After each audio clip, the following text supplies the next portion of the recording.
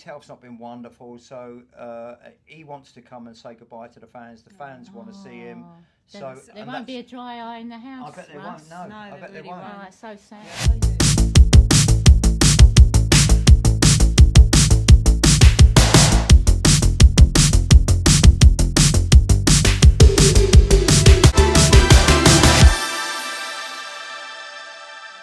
Really lovely to see you again. Nice to see you too. We're back in the Cambridge Corn Exchange. Yeah.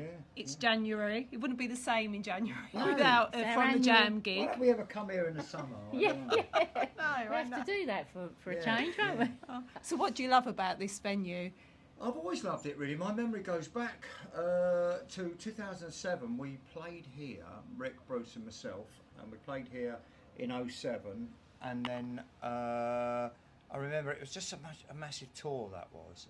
I've got great memories of here. Always have had. It's a great gig. Of course, tonight your right-hand man, Bruce, isn't sadly not Yeah, going to my be right-hand here. man who's usually on my left-hand side. Yeah, exactly. Yeah, he's not here. He's not been with us since the 20th of July last year, due to illness, really. And, Yeah, because he had an operation. he didn't had a full knee replacement, and at his age, it's no spring chicken, bless him.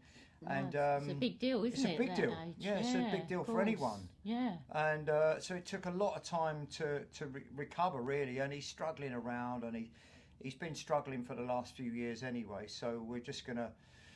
I know that Bruce is going to come and join us from the 21st of March through to the 25th of May. Oh, That's brilliant. I know Oh, that that's he's great going to come and news. do that, and I think probably it'll probably be Bruce's last tour when he does that, because he wants to. His health's not been wonderful, so he wants to come and say goodbye to the fans. The fans want to see him.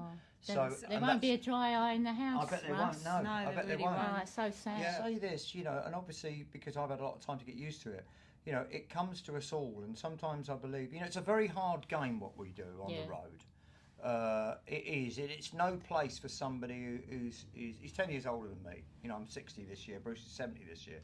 And it's no place, really, the road, because it doesn't matter how comfortable you do it, it's the tiredness that gets you.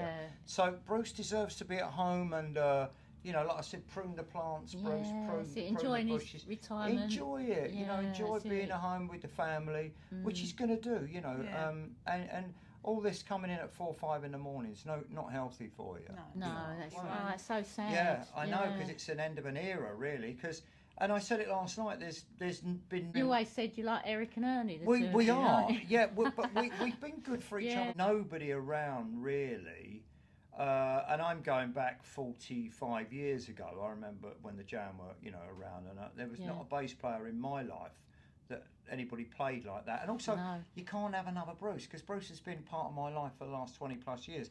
And he's one of the funniest people I ever knew, and he's been such a close ally for me and him.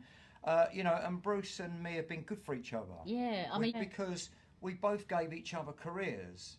So Bruce was sort of not really doing much at the end of when Fingers finished, when Stifford Fingers finished, and it was at that time that Rick and myself were out on the road, and then our paths crossed, and that's where the magic happened, really. I was just going to say that it has been magical. It has. Watching the two of you on stage, it's just meant to be, I think. Definitely, that bond you've got. Yeah, there's no, we would.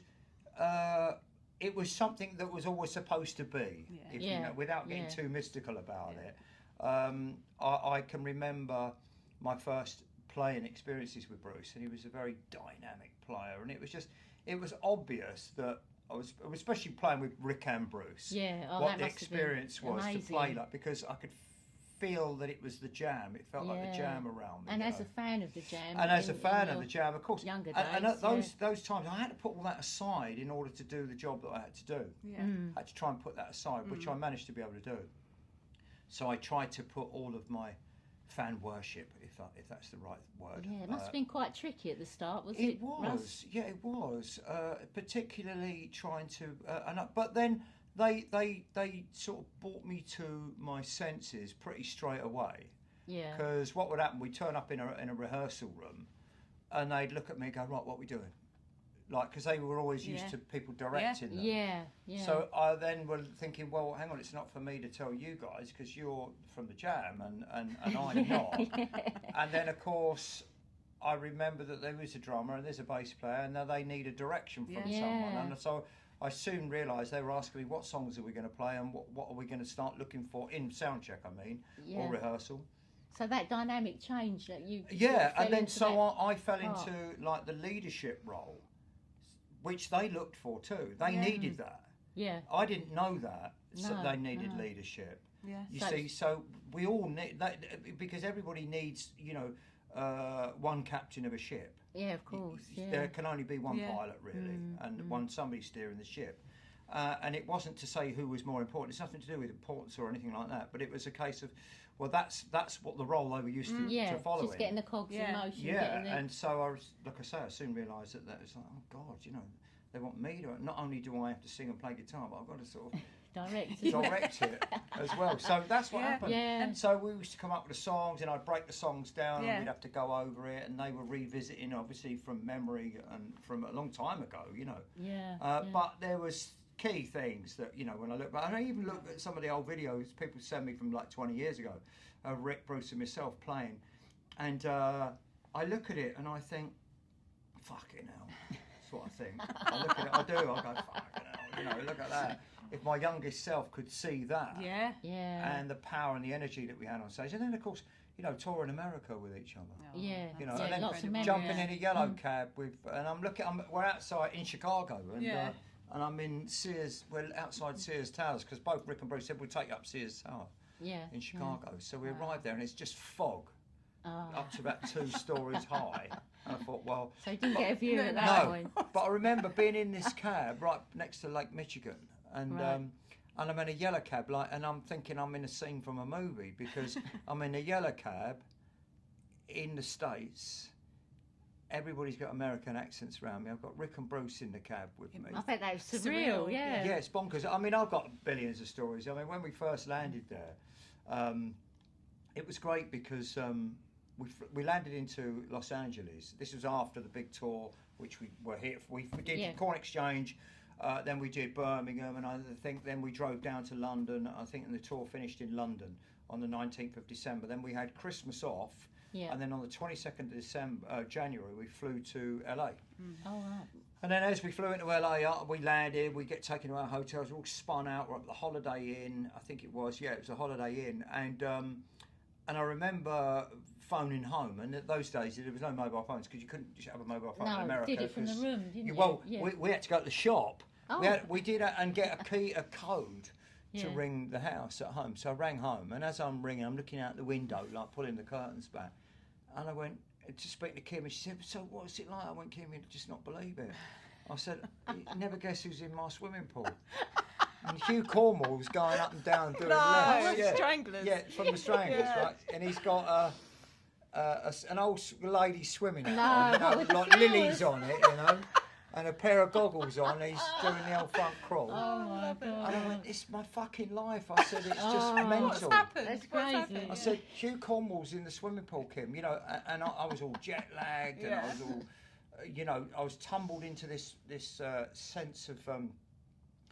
I was just into this. I'd been tipped over into Wonderland. You know what I mean? Like Alice in Wonderland. Yeah, I can imagine. Yeah. And I'd done a lot of drugs in my previous years, and I'm lucky all this experience has happened to me while I've been clean. But and all of that was without taking any drugs. And that was without taking any drugs. And then we were across America, and then we played. We eventually played New York. Kim flew out to see us and came to New York with Leslie, Rick's wife, and they all flew out on a flight together. Right. And then she came down to the dressing room. She said, "You never guess who I'm sitting with upstairs." I went, "Oh." She went, "Debbie Harry." No. Wow. Yeah, she's sitting upstairs with Debbie Harry, who'd come to see Hugh. Because Hugh was opening for us. He was a support for us on the tour in America. So did you get to I didn't. I wanted. We were on stage, and then by the time I come on stage, he'd gone. Oh, God. But then I got friendly with Clem anyway. So Clem had come to see us in LA, and then Clem saw us in LA, and then we did all of America, finishing near New York. And Clem came to the New York show as well. And so you've really, from the Jam, you've been all around the world. Yeah, we came back. Australia. Yeah, we came after that tour. We got back from there on the 22nd of February. It was a full 4 weeks, and then we had 4 weeks off, and then we flew straight to Sydney. No, Auckland, New Zealand, and then we did New Zealand, Australia, and then came back to the UK. How do you cope with the tiredness that you get? Oh, I don't. I hate it. Does it get worse the older you get, Russ? Yeah. Oh, yeah, I wondered that. Yeah, it does, yeah. I don't cope with it at all. Oh. Although, you know, we're lucky enough to be able to fly, you know, fly business class. So we saw a couple of the pictures. Yeah. They were quite nice. I've done it. Listen, we weren't jealous at all. The first time I've ever done it, I flew sandwiched in between two bigger guys than me. And they were going like, I'm going, you fucking have to. Can you not eat a yoghurt one side and can you just one at a time? Otherwise, when they both, I had both elbows. Oh no! And it was awful all the way to, and I swore never to do economy ever again on a long haul flight. So I'd rather not go. Yeah, that looked lovely where you work, you know, with the bar and everything. Yeah, that's lovely. That was. I'll tell you what. I have to tell you this because I'd flown from somewhere else in America on business class, back to the UK on British Airways. Crap. Absolute rubbish. Yeah, I've heard they've gone down. Right, here. so they need telling that they're rubbish. They are rubbish. And this fella, Maybe all he I'll done was message the argue with PA. me on takeoff. And then the next day, I was at my father-in-law's funeral. And then the following day, I flew from London Heathrow on Emirates business, different league, Fantastic. different league. All to Dubai. Did two festivals in Dubai. Then we flew down to New Zealand business as well. Wow, Emirates, message Emirates, to you. Emirates, fantastic. Emirates and Etihad as well.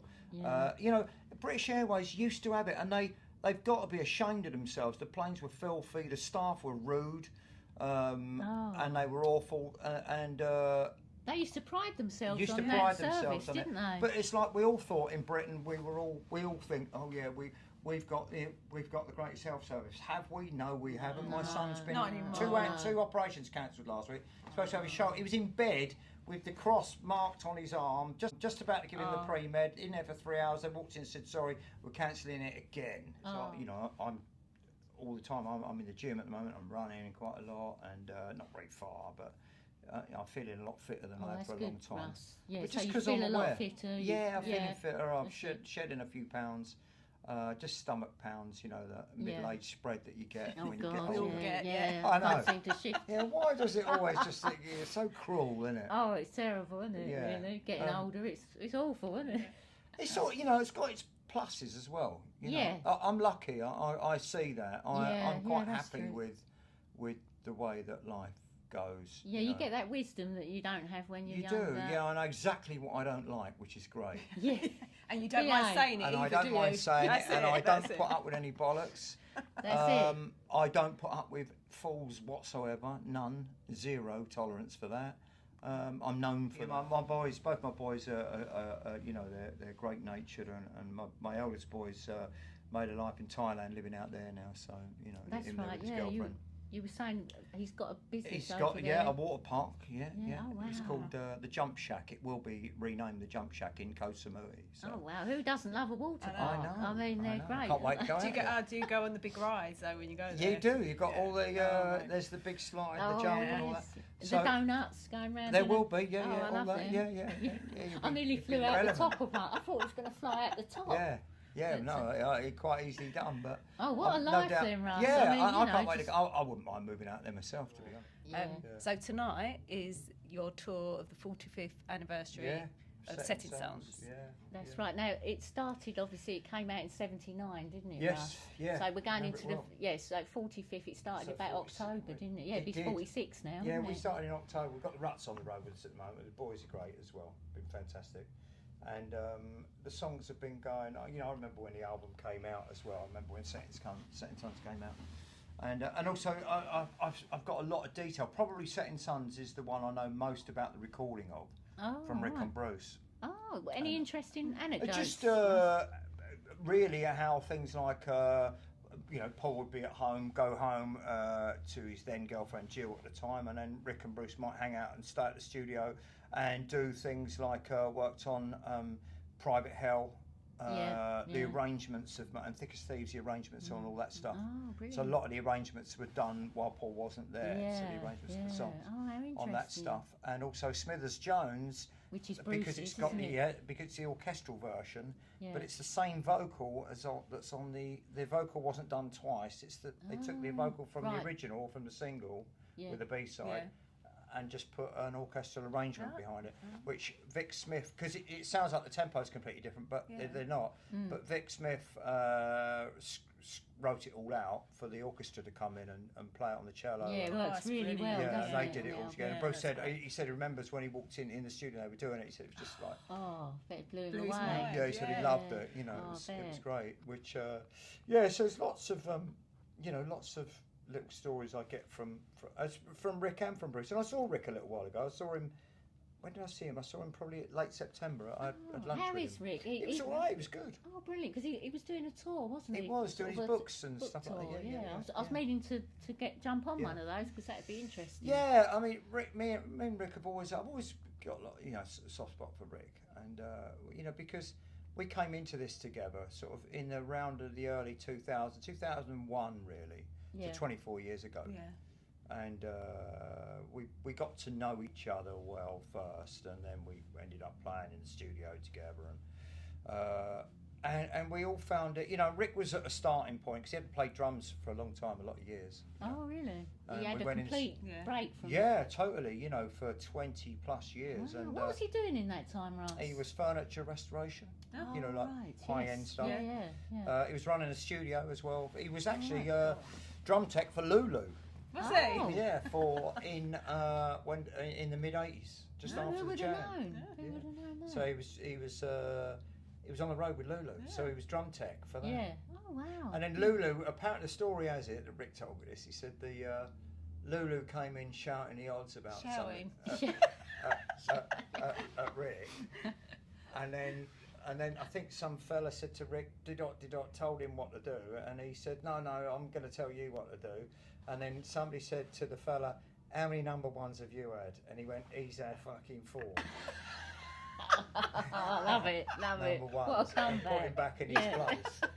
So it was quite funny. And Rick's, he had a lot of humility to go and do that. I consider that very humble to do that.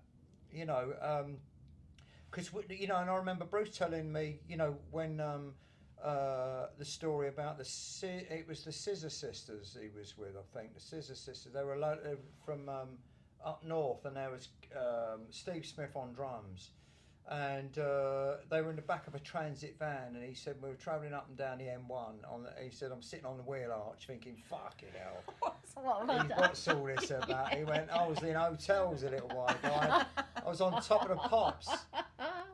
And his famous bus story about Bruce going, he said he got on the bus, he got on a double-decker bus and said, and the bus conductor come round and said, where to? And he went, top of the pops, please. Oh, love it. He used to tell that all the time. It was his party piece. I went, Bruce, tell him the top of the pops story. And it dropped him right off outside the TV studio. When he couldn't wait for the conductor to come round, Say top of the pops, please. Oh, because I used to do that little thing. You got a little ticket, didn't you? France X, please. Or whatever it was, 17p or whatever it would have been to go to the studio.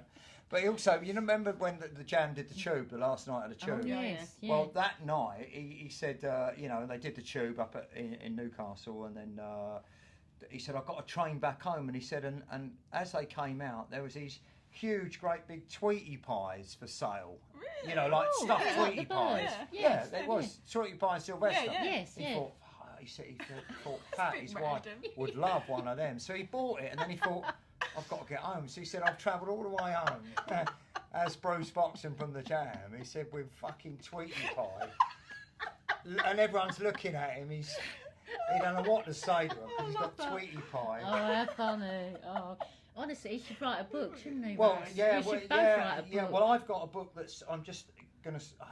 It's all in the starting. The book's in the starting. Exciting. So I'm going to do a book, and I've sat with a guy called Simon Wells who wrote the Quadrophenia book was going to do the book with me, and he was going to ghostwrite it with me. So then Simon was a big fan of particularly a lot of the solo stuff that I've done. So Simon was. Sadly, Simon died. He had cancer and he died. So, and then it was all sort of shelved, and then the idea was shelved. I thought, well, I'll find somebody else. And then, of course, we have my school reunion, a Christmas dinner. We go out for all our old sort of punk fans and music fans. We go out for dinner Christmas, around between Christmas and New Year. Yeah. So we go out, and a dear friend of mine who we were back many, many years ago, 77, Carl Eldridge, he's a writer, and he's a sports writer, but he was for the Sun, and he's a writer anyway. I said, Carl, how do you fancy doing the book? And he went, yeah, I'd love to. So wow. And we know each other anyway, so I mean, that it's going to worked come out round. really So, well. it's perfect. Yeah. So I've just got to arrange it really. It'll happen. I want to make it happen really quick. So we're going to spend like a week doing the book, and then I'll let him write it and then bring it back to me for proofreading. That's exciting. Yeah, I've got a load of great photographs to go in it as well. Yeah, you've got so much going on, haven't you, at the moment? You've got special gigs tomorrow. Yeah, tomorrow. Yeah, under my own name, which has been great, and they sold out within 24 hours, which is great. So I'll be playing a lot of the stuff that I wrote off the last 3 albums. So you know, I was obviously the writer with Bruce over that stuff. So I'm playing that, which I really enjoy. You know, I'm playing Pictures in Diamonds, Lula, Number 6. They're all great songs, Russ, stuff you know. And I think a lot of the fans have been asking for this. They for a have, while, sure. You know, and so I'm doing that tomorrow afternoon and tomorrow night. So double whammy. The old matinee and then the nighttime one, and up at Barn Oldswick, and then I'll do some more later in the year. But they're going to put an acoustic tour together as well later in the year. That's exciting. You've got another big gig coming up with Roger Daltrey, haven't you? We have, the Dreamland at the Colour Scene. And, that looks phenomenal. That'd be good. That's going to be a good one. Yeah, good. So when's that, May time? No, that's all. With your gig tomorrow selling out so quickly, it must mean a lot to you that fans have really... Because it was a hurdle at the beginning, wasn't it? Because because it was almost like I was propping something. It was like I was a bit of stage prop, really, originally. You know, and I didn't mind that, and I knew that I felt like a cog in the wheel to make the whole machine work, which is how it was. You know, it wasn't about my own self-importance or anything like that. But then I've been doing this for sort of 20 years, trudging the roads, and so it sort of pays off when you can advertise something, and then the guys, the venue said they could have done a week's residency down there. Oh, wow, it. It was really... So really, I mean, you forged your own path over those years, haven't you, Russ? You know, and you made your own... and I've always made this, I've always made this my own thing as well, although because I'm not the songwriter of the jam stuff, of course I'm not, but I've always made that, I've always felt like it's just me doing it. It's not me trying to be someone. No. So it's always been my thing. It's a little bit like, and I fucking hate this sort of association, but you know that the guy from Queen, Adam Lambert, how he's put nothing. I'm not like anything like that, but they allowed him to come along and put his own spin on it. Yeah. But with the similar sort of in the similar vein of, you know, because otherwise it'd be crazy to. And there's a lot of things, there's a lot of bands without their original singers going around. There's a lot of shows. Like if I've always pointed out to people when people go to the Royal Philharmonic Orchestra in London at the Albert Hall, I said, don't be disappointed because Mozart ain't going to be there. I guarantee he won't be there. And but you have made it your own role though, Russ, and I've always wanted to chuck a few of our own little tunes in. I'm proud of the songs that I've written, like Lula and Number 6.